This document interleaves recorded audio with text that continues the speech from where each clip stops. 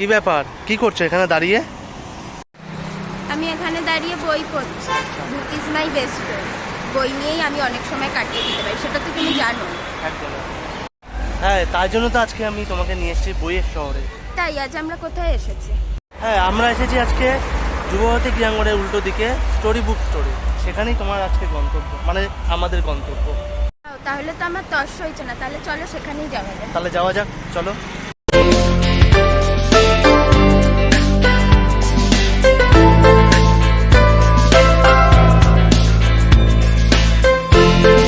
Hello friends, welcome to travel with Abhi Koyel. আজ আমরা এসেছি কলকাতার বইয়ের শহরে, যেটা অবস্থিত সল্টলেকে। কলকাতার বইয়ের শহর, যার নাম স্টোরি বুক স্টোর। এটি অবস্থিত সল্টলেক স্টেডিয়ামের উল্টো দিকে প্রাইম্যাক্স স্কোয়ারের ঠিক নিচেই এই স্টোরি বুক স্টোর। এর ফুল অ্যাড্রেস ও এইখানে কিভাবে আসতে হবে তার সম্পূর্ণ তথ্য আমরা ডেসক্রিপশন বক্সে শেয়ার করে দেব। আমরা উল্টোডাঙ্গা স্টেশন থেকে গড়িয়ামুখী বাস ধরে চিংড়িহাটার ওপর দিয়ে যে বাস আসে সেই বাস ধরে আমরা এসেছিলাম বেলেঘাটা বিল্ডিং মোড়ে। আর বাদবাকি আসার রাস্তা আপনাদের সাথে ডেসক্রিপশন বক্সে শেয়ার করে দেব। চলুন এবার ভেতরে প্রবেশ করা যাক। ভেতরটা জাস্ট অসাধারণ। ভেতরে ঢুকে খানিকক্ষণ জাস্ট দাঁড়িয়েছিলাম, যেন মনে হচ্ছিল রূপকথার কোনো একটা গল্পের শহরে চলে এসেছি, বইয়ের শহর। আপনারা এখানে না এলে আমি যেটা বলতে চাইছি সেই ফিলিংসটা আমার বুঝতে পারবেন না। আর এখানেই কিন্তু বাউন্ডুলে ঘুড়ির গানের শুটিং হয়েছিল। আপনারা চিনতে পারছেন কিনা জানি না, গানটা একবার দেখবেন তাহলেই বুঝতে পারবেন। এক কথায় বলা যায় জায়গাটা বইপ্রেমীদের জন্য এক অসাধারণ ঠিকানা। যে কোনো সময় বইপ্রেমীরা এখানে চলে আসতে পারেন আর তাদের অসাধারণ লাগবে জায়গাটা। এখানে বিভিন্ন ডায়েরি, স্টেশনারির বিভিন্ন জিনিস, পেন, পেন্সিল বক্স, চকলেট, বিভিন্ন জিনিস পাওয়া যায়, শুধু বই নয়। চলুন এবার একটু বই দেখে নেওয়া যাক।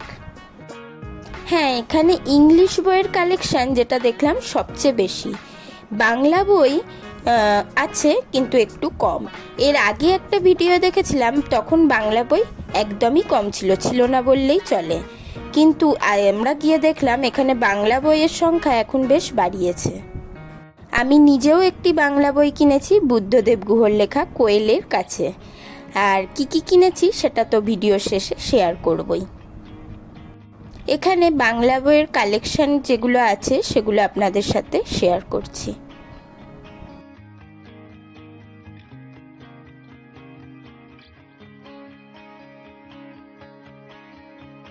ও হ্যাঁ, এখানে অনেক রকমের পেন আছে। আর সেই আগেকার দিনে নিব পেন ছিল না, কালি ভরে লিখতে হয়, সেই পেনও এখানে দেখতে পেলাম। দেখে তো খুব ভালো লাগলো, অনেক পুরনো স্মৃতি, পুরনো কথা ছোটবেলার মনে পড়ে গেল এখানে এসে। চলুন এবার দেখে নেওয়া যায় চকলেটের কালেকশন। আমার তো চকলেট ভীষণ প্রিয়, আমি চকলেট দেখলে থাকতেই পারি না। তাই চকলেটের ভিডিওটা আমি সবচেয়ে ভালো করে করেছি। দেখে নিন কি কি চকলেট আছে এখানে। অনেক রকম পেনের কালেকশন আছে এখানে। পর আপনাদের সাথে চারপাশের কিছু বইয়ের ভিডিও শেয়ার করলাম।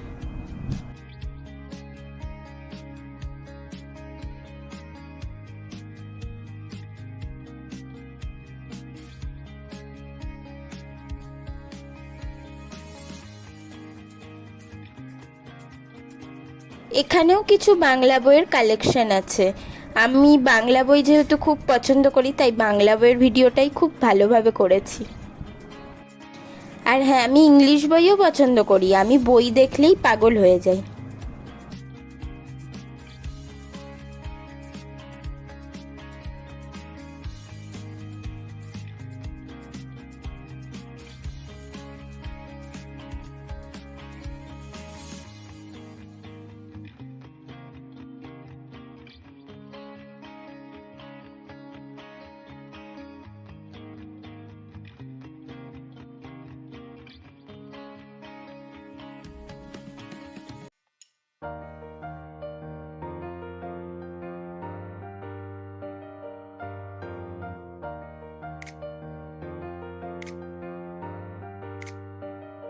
এই সেকশনটা পুরো বাচ্চাদের বইয়ের, বারবির বই, হনুমানের বই, কৃষ্ণর বই।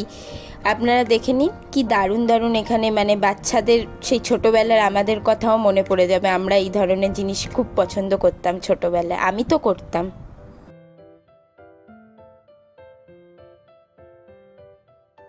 এখানে একটা বাচ্চাদের খেলার ঘর আছে। এখানে আছে বাচ্চাদের বিভিন্ন বাংলা বই, সেই টুনটুনির বই। আমরা এইসব বইগুলো আগে সেই ছোটোবেলায় খুব খুঁজতাম, বাটুল দি গ্রেট নন্টে ফন্টে। আমি ভীষণ পছন্দ করতাম এই বইগুলো পড়তে। বর্ণ পরিচয়, সহজ পাঠ সব আছে বাচ্চাদের। দেখে জাস্ট ছোটোবেলার কথা মনে পড়ে যাচ্ছিল, নস্টালজিক হয়ে পড়েছিলাম খানিকক্ষণের জন্য। আচ্ছা, এই বাচ্চাবেলার এই খেলনাগুলো আপনারা চিনতে পারছেন? আমার তো ভীষণ এই খেলনাগুলো দেখে মনে হচ্ছিলো সব কিনে বাড়ি নিয়ে চলে আসি। এইগুলো দিয়ে আমি আগে ঘর বানাতাম। তারপর এখানে চাইনিজ চেকার আছে। এখন তো এগুলো দোকানে দেখতেই পাওয়া যায় না, কিন্তু এখানে এসে সব ছোটোবেলার জিনিসগুলো আবার দেখতে পেলাম। আর আমি তো মনে করি এখনকার বাচ্চাদের হাতে ফোন না দিয়ে যদি এই জিনিসগুলো আবার দেওয়া যেত, তাহলে ওদের হয়তো ফোনের নেশাটা একটু কাটতো। আমাদের ছোটোবেলাটা কিন্তু খুব ভালো কেটেছিল, তাদেরও যদি ওই শৈশবটা ফিরিয়ে দেওয়া যায় খেলনাগুলো দিয়ে, ভেবে দেখবেন একবার। এখানে স্টেশনারিরও বিভিন্ন জিনিস আছে, ক্লিপ, আঠা, রং, তুলি, তারপর ওই কলমদানি, কাঁচি, তারপর জেমস ক্লিপ, অনেক কিছু আছে যেগুলো আমরা চোখের সামনে দেখলে হয়তো আমাদের আরও ভালো লাগবে। দোকানে গেলে তো কিনতে পাওয়াই যায়, কিন্তু এগুলো যদি চোখের সামনে দেখতে পাই খুব ভালো লাগে দেখতে। তারপর ফাইল, ছোটোবেলায় সেই মোম রং, সেই সব জিনিসগুলো এখানে আছে। আপনারা এখানে এলে এরম ভাবার কিছু নেই যে কিছু জিনিস কিনতেই হবে বা বই কিনতেই হবে। এটা পুরো লাইব্রেরির মতো। এখানে বসে অনেকে বই পড়ে, এখানে বসে বই পড়ার অনেক জায়গা আছে। আর আপনারা বই নাও কিনতে পারেন, বসে শুধু বই পড়তে পারেন, খুব ভালো লাগবে।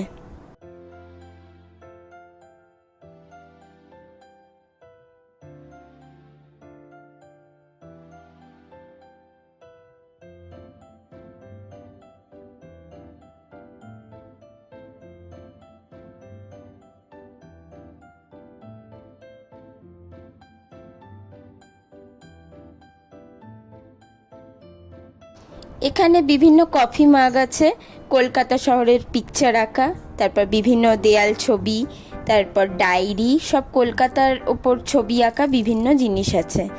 একটু আমার এই জিনিসগুলোর দাম বেশি মনে হয়েছে, আপনাদের কেমন লাগবে জানি না, এটা আমার পুরো ব্যক্তিগত একটা কথা। বাট বইয়ের দাম একদম এক। বই, আরও আমি জেমস ক্লিপ এগুলো কিনেছিলাম, চকলেট কিনেছিলাম, এগুলোর দাম একদম ঠিকঠাক আছে। কিন্তু এই কলকাতার ওপর যে ছবি আঁকা জিনিসগুলো, এগুলো একটু দাম বেশি মনে হয়েছে। আর হ্যাঁ, এখানে আছে বিভিন্ন রবার। এই রাবারগুলো না ছোটোবেলায় আমার খুব পছন্দ ছিল, আমি একবার কিনতেও গেলাম, তারপর মনে পড়ে গেল ও না, আমি এখন বড় হয়ে গেছি, এখন আর পেন্সিলে লিখি না, তাই আর কিনলাম না। দেখুন কত রকমের বারবি ফারবি কত কিছু আছে এখানে।